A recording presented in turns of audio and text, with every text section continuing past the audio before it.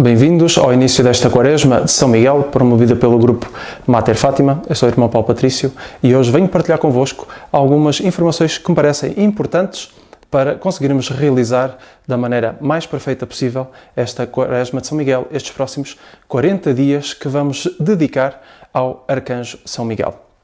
Dividirei aqui a nossa apresentação em 3 momentos. Primeiro de todos, objetivos. Quais são as metas para esta Quaresma, estes próximos 40 dias.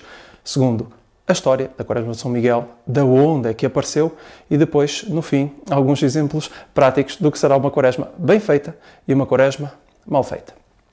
Em relação aos objetivos, tal como a Quaresma, que é aquela que nós já conhecemos, que são 40 dias de preparação para a Páscoa, tem sempre este objetivo de aperfeiçoamento. Numa linguagem mais mundana, motivacional, que estamos fartos de ouvir esse tipo de linguagem, é o crescimento próprio, o crescimento interior. Numa linguagem de católico chama-se aperfeiçoamento. Se quiserem, uma linguagem mais religiosa chama-se santificação.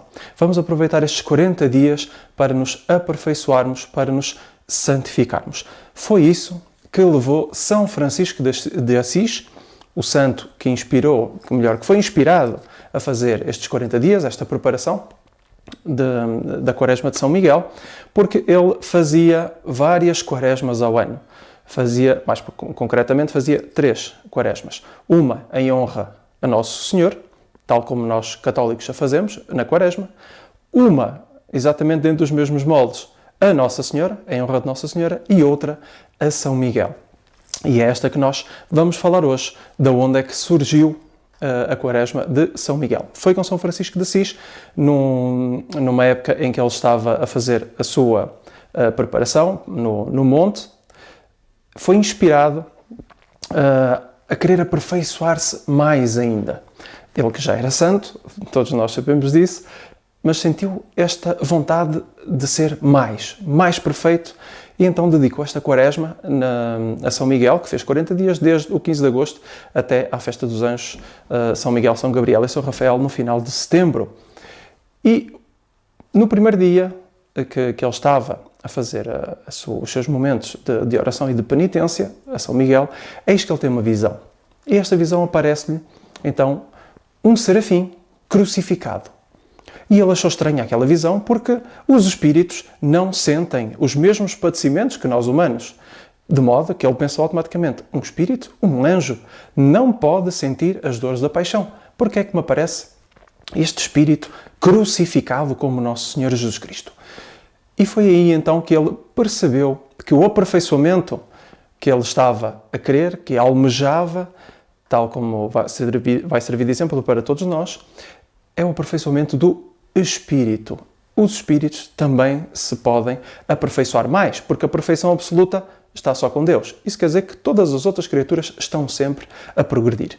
E foi o que São Francisco sentiu e recebeu de inspiração nessa revelação que via este serafim crucificado. E decidiu então fazer as penitências, os sacrifícios que ele fazia, mais voltados ao lado espiritual do que propriamente ao lado material. Aliás, ao fim dos 40 dias, ele que não queria parecer-se com Nosso Senhor, o que é que ele fazia? Terminava os 40 dias, comia pão e bebia água, coisa que Nosso Senhor não fez. Mas ele achava que não era digno de ser comparável a Nosso Senhor, então decidiu terminar os 40 dias, comia pão e água. Notoriamente, para nós, percebemos que é muito pouco, é um homem muito sacrificado.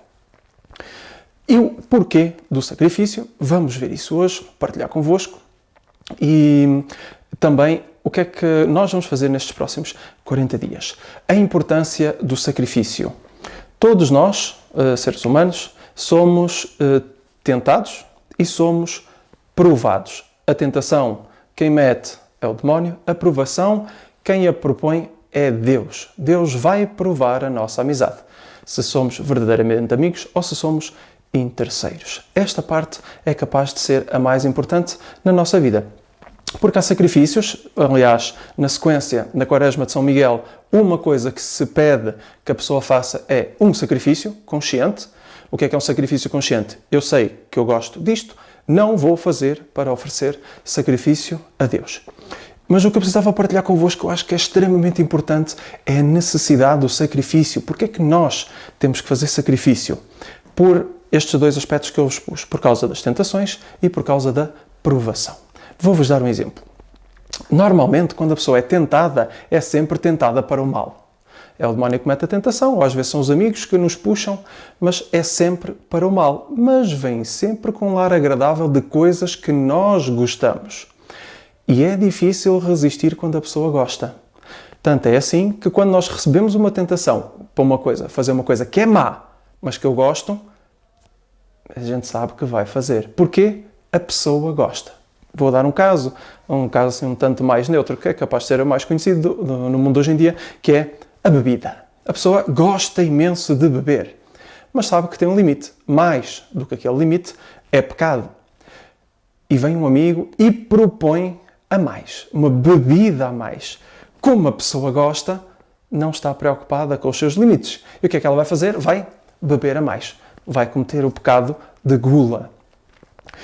E com isto, a pessoa comete o pecado porque ela gosta daquele pecado, gosta daquele vício. Então, a primeira coisa que a pessoa precisa fazer é um sacrifício de controlar estas coisas interiores. O eu gosto, mas faz-me mal. É mais ou menos, houve uma vez um rapazito que me comentou isto que eu achei muito engraçado, que é o modo de pensar. Era um filósofo e ele dizia assim, o nosso modo de pensar tem que ser, eu posso, mas não quero. Porque se for ao contrário, eu quero, mas não posso, a pessoa acaba por pecar. Porquê? Eu quero. A pessoa quer, não há nada a fazer. E as nossas más inclinações interiores levam-nos automaticamente para o pecado. Então a pessoa precisa controlar-se. E o controle interior é muito mais difícil do que o controle exterior. Vou-vos dar um exemplo. Imaginemos uma pessoa que seja mentirosa. Tem o hábito da mentira. Quando me dizem, olha, tem que fazer um sacrifício, em vez sei lá, a pessoa está com muita sede, em vez de beber um copo de água, bebe só meio copo de água. A pessoa, está bem. Só que o melhor sacrifício que ela poderia oferecer para se aperfeiçoar, santificar, era o deixar de mentir. Passar a ser honesto. O controlar-me em beber só meia água, quando eu me apetecia beber um garrafão inteiro, é importante? É, sem dúvida nenhuma. Surto efeito? Sim, surto efeito. Mas não é o principal. O principal são os do espírito, as más inclinações do espírito. Então, se eu sou má língua, invejoso, comparativo, ganancioso, qualquer espécie de pecado que apareça por aí, qualquer vício leva automaticamente ao pecado. Qualquer má inclinação que eu tenha, esse tipo de sacrifício é o que interessa a Deus. É este sacrifício que vos proponho a fazermos todos durante esta Quaresma de São Miguel. Vão-nos pedir, depois na sequência, vou-vos dar a sequência direitinha, pedem-nos um sacrifício por dia. É escolher aquilo que nos custa. Se é um casal, é não discutir, é quando quando começa uma discussão, sim senhor, tem toda a razão. É ceder. Estas coisas custam mais do que propriamente o comer menos. Sei que é difícil da pessoa se controlar em matéria de comida, muito difícil. Mas este é mais difícil ainda. Mas é o que produz os melhores efeitos. A pessoa controlar os seus instintos interiores. Então, é não discutir, é ser humilde. Outra que no mundo hoje em dia está muito na moda, digamos assim, é o chamar a atenção. A pessoa querer que os outros o admirem, olhem para si. Um sacrifício muito interessante para esta Quaresma de São Miguel seria isto, não chamar a atenção. A seguir o exemplo de Nosso Senhor e de Nossa Senhora, nunca chamavam a atenção sobre si. Sempre a atenção para os aspectos dos outros. Se eu sou má língua, tenho má língua, gosto de andar a falar mal dos outros, este é um sacrifício que é capaz de ser interessante.